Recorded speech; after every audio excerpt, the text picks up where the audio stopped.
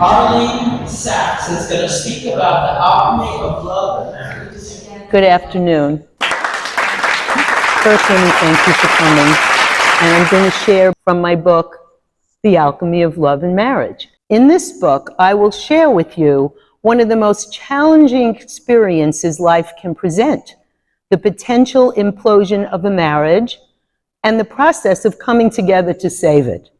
I call it a story, but it is my true story, and therefore mine to share. My husband, Howard, and I may sometimes appear to be its heroes, but I assure you we were not. We were just two people trying to get through life. It is my honor to travel the road of my marriage experience with you, to share the wisdom of where it began and where it ended. In that way, I suppose you could call this a teachable memoir.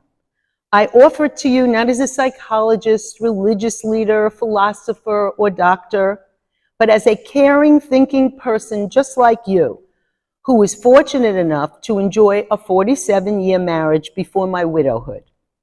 Over the long arc of that relationship, my husband and I grew, changed, learned things, made mistakes, laughed, cried, and ultimately created something greater than ourselves. Howard and I experienced ecstatic highs and abysmal lows, and I believe it is essential to present both ends of that spectrum honestly, not just the positive side. After all, if I held back the bad and the ugly, my story would not be entirely honest, and then what would be the point of sharing it? It is in those moments when life is on the line and we genuinely have something to lose that we remember the preciousness of what we have. That is when we figure out how to fight for the life we love. Having emphasized that my story is true, I agree with a comment I once heard Nigerian-American writer Hafiza Augustus Gitter make during a TV interview. There are always multiple truths. This tells my truth about things that happened to Howard and me in our early, middle, and later years.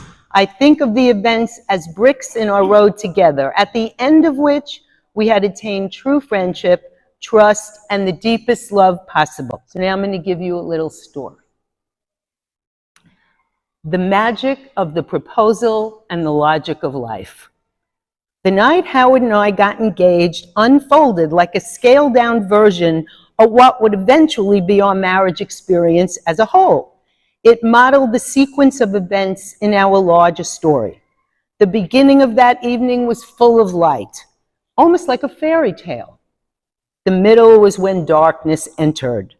And at the end, we made the choice to go back into the light. I would like to share the details with you.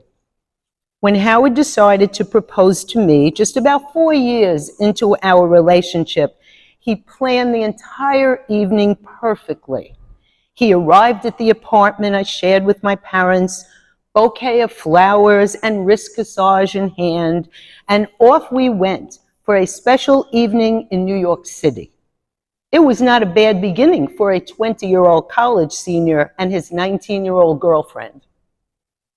Our first stop was the Tower Suite, a most elegant restaurant atop the Time and Life building, and a far cry from the usual diners and cafeterias we went to.